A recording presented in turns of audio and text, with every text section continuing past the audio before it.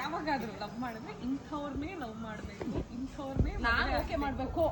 S, ನಾನು okay ಮಾಡಬೇಕು ಮಾಡೋ ಹುಡುಗನ ನಮ್ಮ ಅತ್ತೆ ಓಕೆ ಮಾಡಬೇಕು. ನಿಮ್ಮ ಅತ್ತೆಗೂ ಅದಕ್ಕೆ ಏನು ಸಂಬಂಧ? ಇಲ್ಲಿ ಮೇಡಮ್ ಈ ಕಡೆ ತಿರ್ಕೊಡಿ ವಿಷಯ ಅದಲ್ಲ. ಏನಂದ್ರೆ ಇಬ್ರು 3 ಜನನು ಲೈಟ್ ಬೆಳಕಿಗೆ ಹೋಟ್ಲಿಗೆ ಹೋಗಿ ಹಾಂ ಕೂತ್ಕೊಂಡು 2-3 ಲೆಗ್ ಪೀಸ್ ಆರ್ಡ್ರ್ ಮಾಡಿ ಲೆಗ್ ಪೀಸ್ ತಿಂತ ನಾನು ಅವ್ರನ್ನ ಇಂಟರ್ವ್ಯೂ ಮಾಡಬೇಕು. ಏನು ಹ್ಯಾಂಗಲ್ಲ ಆಯ್ತಾ?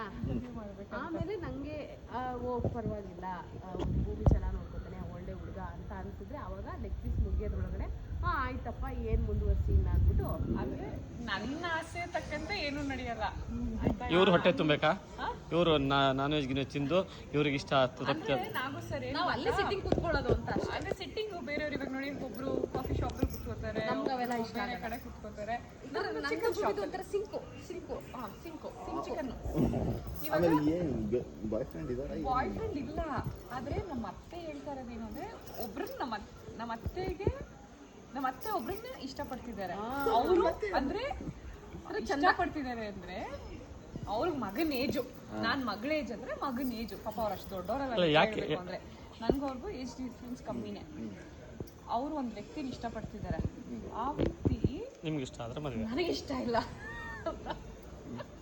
ಅದು ಕಾಂಪ್ಲಿಕೇಟ್. ಈಗ ಅದೇ ಹೊಡ್ಕೊಂಡು ಇದು ಕಟ್ ಮಾಡ್ಬಿಡು. ಇವಾಗ ಹೇಳ್ತೀನಿ. ಆಮೇಲೆ ಯಾಕೆ ಇಷ್ಟು ಲೇಟ್ ಮದುವೆ ನಿಮಗೆ? ಇವ್ರಿಗೆ ಒಂದು ವ್ಯಕ್ತಿ ಇಷ್ಟ, ಆ ವ್ಯಕ್ತಿನೇ ನಾನ್ ಮದುವೆ ಆಗ್ಬೇಕು ಅನ್ನೋ ಚೆನ್ನಾಗಿರುತ್ತೆ ಅಂದ್ರೆ ನಮ್ಮಿಬ್ರು ಪೇರ್ ಚೆನ್ನಾಗಿರುತ್ತೆ ಅನ್ನೋದು ಇವ್ರು.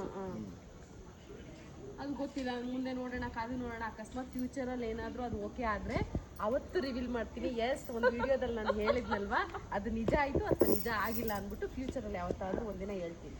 ಕಾದು ನೋಡಿ. ನನಗೆ ಮಾತ್ರ ಗೊತ್ತಾದ್ರೆ ಪ್ಲೀಸ್ ಫೋಟೋ ಕಳಿಸ್ಬೇಕಾ? ಕ್ರಿಯೇಟಿವ್ ಬಾಯ್ಸ್ ಇದೆ ತಾನೇ ನಿಮ್ದು, ಕ್ರಿಯೇಟಿವ್ ಬಾಯ್ಸ್ ಯೂಟ್ಯೂಬ್ ಚಾನಲ್. ಅಯ್ಯೋ ಇದಾಕಲ್ಲ ನಾನು. ಏಕೆ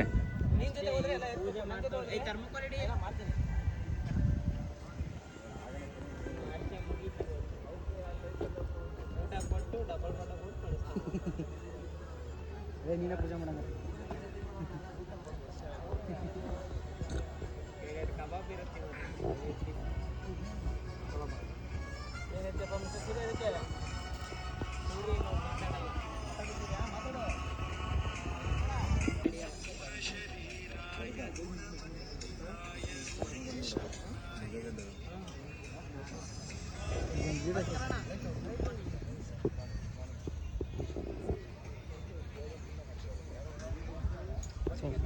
ಮದುವೆ ಹುಡುಗ ಅವ್ರ 3 ಜನ ಕೆಲಸ ರೆಡಿ ಇದೆ. ಈಗ ಮೇನ್ ಅದು ಮಾಡೋಣ ಸರ್. ಓಕೆ, ಏನೇನಿದೆ ಮುಗಿಸ್ಕೊಂಬೋಣ.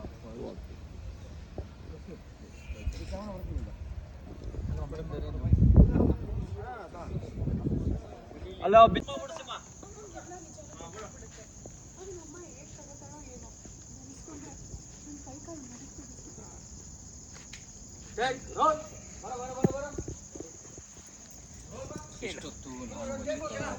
ಬ್ಲಾಗ್ಗಳು ಜಾಸ್ತಿ ಮಾಡ್ತಾ ಇದ್ದಾರೆ. 1, 2, 3, 4 ಕ್ಯಾಮ್ರಾ.